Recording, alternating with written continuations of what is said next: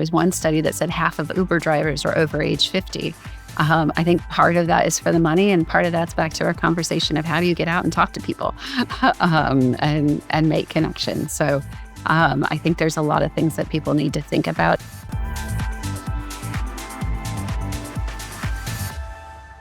Living longer isn't just a gift, it's a financial planning challenge that requires answers to some pretty tough questions. In her new book, The Second 50, Debra Whitman, who is AARP's Chief Public Policy Officer, tackles the uncertainties that keep many of us up at night. How long will you live? Will you stay healthy enough? Will you lose your memory? How long will you need to keep working? And yes, she even addresses in her new book how you'll die.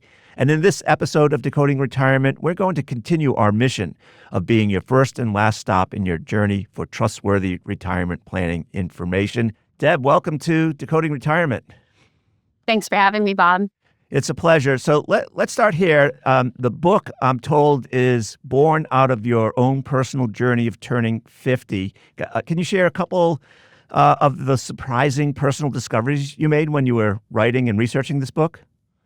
Yeah, so I've been working on aging issues my whole career for 25 years. I was at the Social Security Administration. I ran a Senate Aging Committee, and then I've been at AARP for over a decade.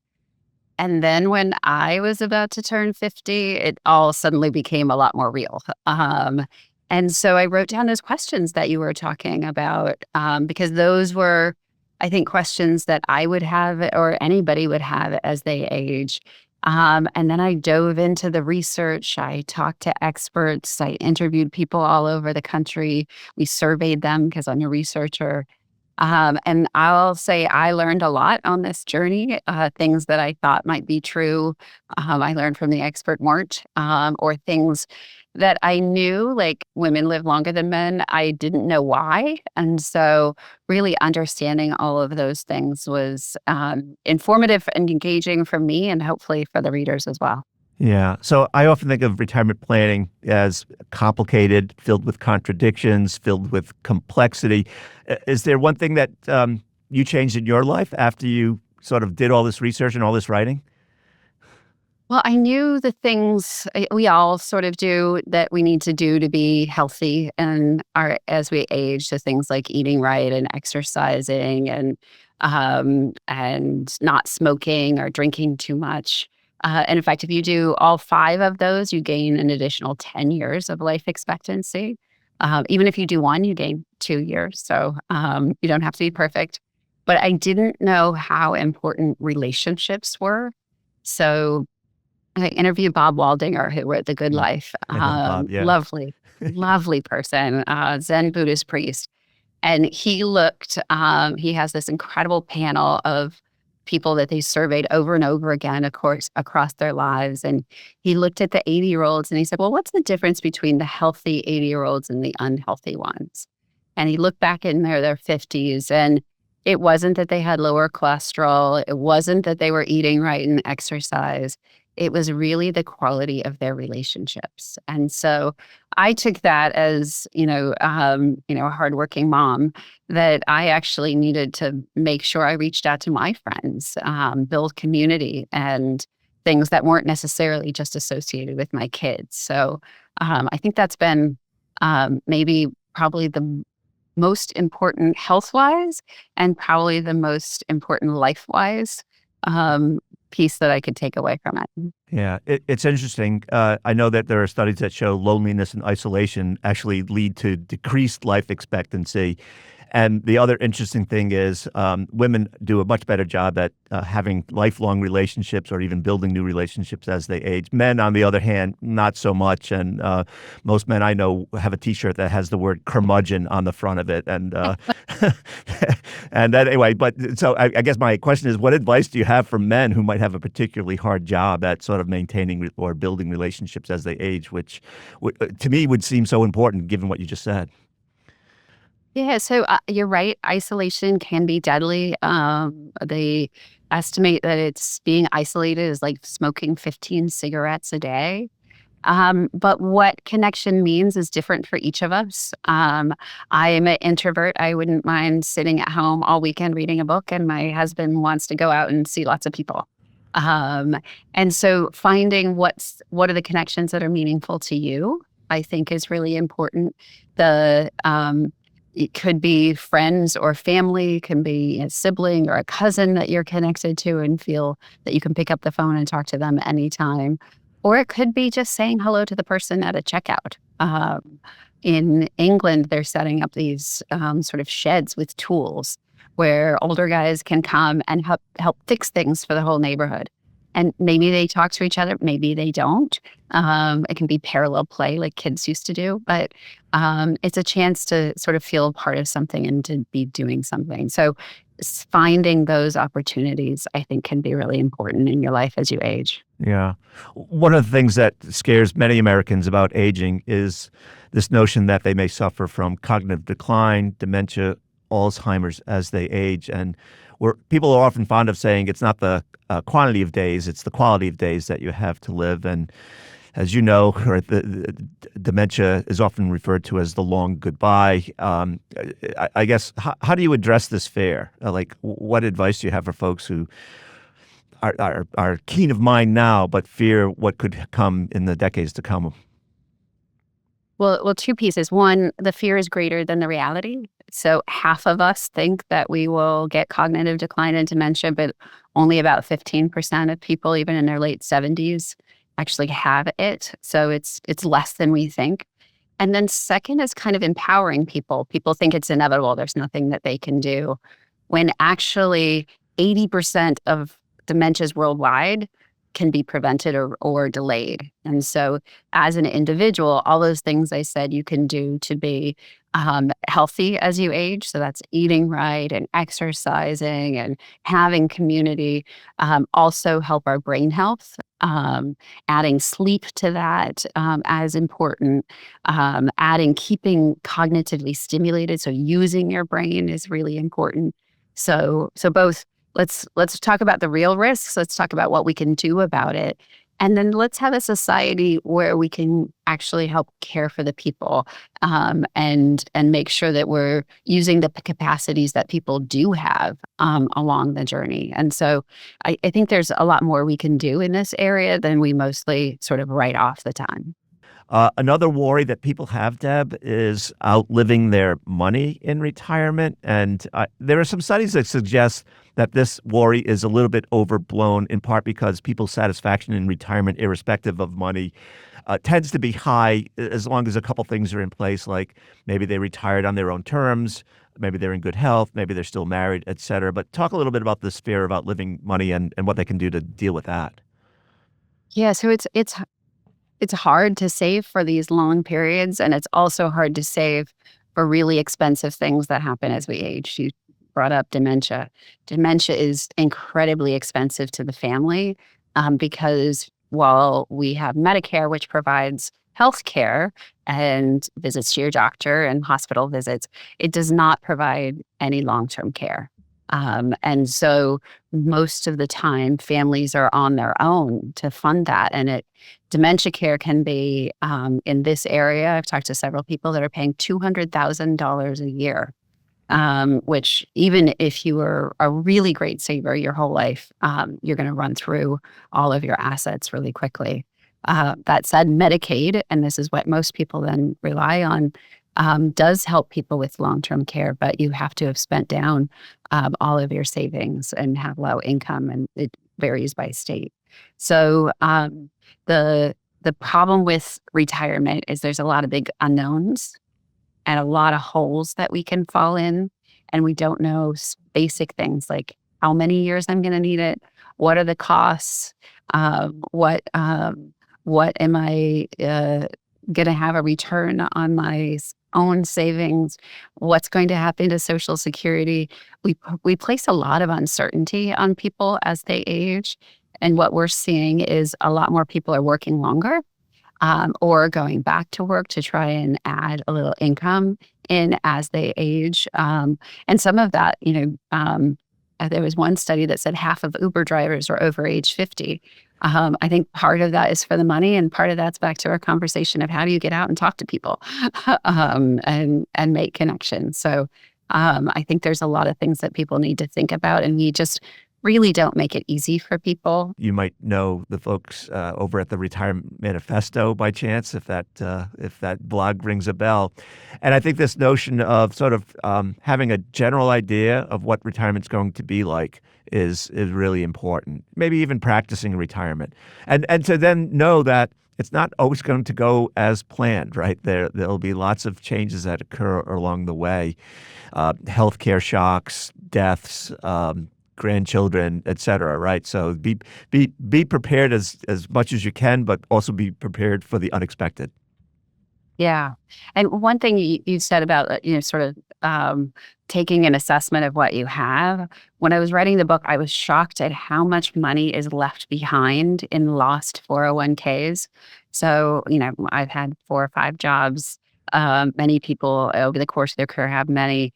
And there's $1.7 trillion of unclaimed assets in 401ks. And so, really checking back through all of your old employers and making sure you know where your money is, and ideally consolidating it so it's easier to manage, I think is a good thing to do in our 40s and our 50s, and things when those things are fresh and we know how to reach out to the HR department or others to find those dollars that we might have lost. Yeah, I can't tell you how many family members I've helped roll their 401k over to an IRA or to their new employer. I just did it for my daughter, and I have another family member who I won't name, but has left some of her 401ks at her former employer, and despite my insistence that she roll them over, she tells me it's too hard.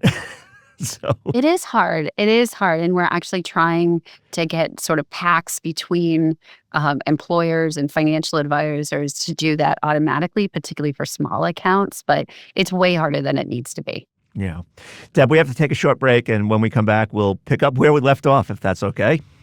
Of course. Welcome back to Decoding Retirement. I'm speaking with Deb Whitman. She's the author of The Second 50. She's also AARP's Chief Public Policy Officer. Deb, one of the topics in your book is where someone will live. And I know, according to AARP research, somewhere between 80 and 90% of older adults want to age in place, either in their home where they raise their children or maybe age in community. What do folks need to know about the challenges that they will face when they have this desire?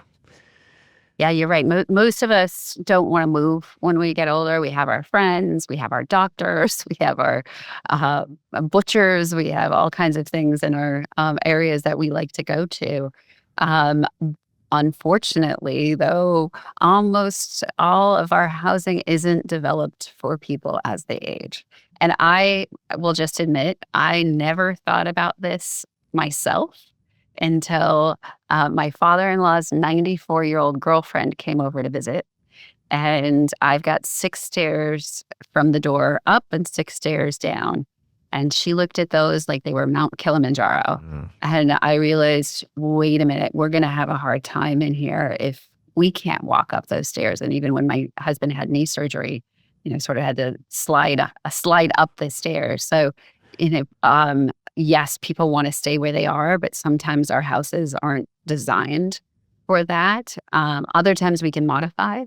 And knowing what and thinking about this early is really important. My parents, the most important thing for them is to stay in their house. And so they're basically figured out how to be on one floor for most of the things that they do. So making sure that your house is accessible and not just for your future, but also that some people come and visit you, like Flo when she came over to visit me. So the thought is either live with it, refurbish it, retrofit it, or move into maybe a condo or apartment where there are elevators where you can get to where you need to be. Yeah, we're not even building enough of those, unfortunately. And I'm so glad you mentioned this program. So for people that haven't heard about it, you're right. It was a model from the World Health Organization. We now have 1,000 cities and communities across the country. We have 12 states and another 12 in development. Just before I got on this podcast, I saw that Mississippi just put out their plan. And the plans, what I love about them is they think about housing and transportation and healthcare and civic engagement, and a whole range of different domains that we need to be planning for as our society ages. And I am sure your local plan is different than the plan in Mississippi or in Washington, D.C., where I am right now, or Montgomery County, where I live. Each one is really based on what that community needs. And like you said, in places where they've got lots of old homes, really thinking through, well, okay, well, how can we build better? How can we use our zoning to encourage housing so that Bob can stay in his neighborhood, maybe just a little down the street, in a place that is better for him. Yeah. I think this is the problem with aging is, both it sneaks up on us as individuals, and we as a society really haven't opened our eyes to the changing demographics and all the things that we need to do to make it easier for everybody. Yeah, in my community, we're approaching almost a third of residents are age 65 and older. So it's an aging community. And I would just a plug, there are two things I think worth mentioning. One is folks can go on AARP to get a sense of how livable their community is, if I'm not mistaken, by entering their zip code. And you'll get a score based on all those factors like housing and transportation and civic participation, et cetera. So you have a sense of where you stand relative to the rest of the universe. That's one, right?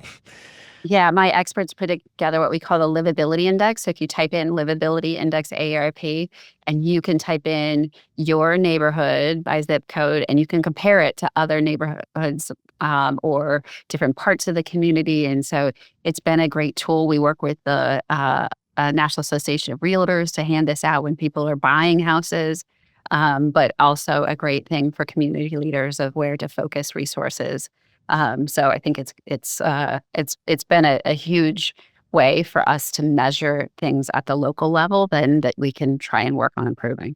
Yeah, and I would suggest to anyone listening, if you don't live in a community or state that has an age-friendly plan, you should become your own best advocate and see if you can get Yes. funds to do a needs assessment and then put in place a plan. It's worth it from my perspective. Well, and the Mississippi one I just read engaged 10,000 people in the state to develop the plan. And so all of these are really bottom up based on, people like you using their voice and pushing for things that they think are important. Yeah. Speaking of things that are really important, many people don't like to talk about end-of-life issues, but it is something that is well worth talking about. Tell us what you found and what you wrote in the book about that. Yeah, this was probably the most interesting chapter for me to write because I knew so little. And so I interviewed a palliative care nurse to find out what it's like to be with somebody when they're dying. Like, how do you know was my basic question. I interviewed widows to see their experience. And one of the best conversations I had was with Dr. Diane Meyer, who's a palliative care MacArthur genius. I said, Diane, I'm going to tell everybody to write their advance directives, right? That everybody needs one. And she said, no, actually, both the research shows that for the most part, they're not followed. And when they are, can lead to tragic consequences. So some people, years ago, look at this when they're healthy. Do you want to be on a ventilator? Check no. And then COVID hits, and you have a document that said, do not put me on a ventilator, even if you could be on it for, a few weeks, improve and get off. And so she said that it's much, much better to have somebody that you talk to about what's important to you and your wishes that can look at the situation you're in and help provide advice, if you can't do that for yourself. And so that was a huge insight for me. A second one is I said, well, Diane, everybody should die at home, right? We should make that possible. And again, she said, it's not right for everybody. Sometimes the family can't take care of the physical issues themselves. Dying is hard. It can be painful for the person, and having, more medical support in a hospital or are in a hospice bed might actually allow the family to be more present for the person and help ease suffering. And so all of these things, I think, as I was looking at it, um, just helped me to realize how diverse our experiences are as we age, just like they are for the first for the first 50, for the book's the second 50, our second 50s, nobody has the same pathway. But knowing what some of the options are and knowing what the experts are saying and looking at in this area, to me, I think is just as helpful as the what to expect when you're expecting book that I had when I was pregnant with my kids. That's why I wrote this book. All right. So speaking of the book, if you had to boil it all down into one piece of overarching advice for our listeners and viewers, what would that be? You and I are planners. Otherwise, we wouldn't be on this podcast, and probably your listeners as well. So I think planning is important. But a piece of that plan is really figuring out what is the most meaningful thing to you. In talking to my parents, the most important thing, as I said earlier, is they want to stay in their house. They live on a lake. There's nothing they like better than to look on their deck at the lake. And so, I wrote up a 9-point plan of what they need to do if they're going to stay in their homes. They're 89 now. It's still on the desk, gathering dust, but that's the kind of thing that we need to do is say, okay, well, if I want to stay here, well, then I have to have enough physical capacity to get out of bed, right? So what is that going to take? Strength. I'm probably not going to be able to take care of my lawn forever. So who do I need to get in? Now, I heard when I went to visit, my mom was weed eating at 89. So they've decided at this point they could take care of their own lawn. At what point can't I drive? They live in a rural place. What am I going to need for that?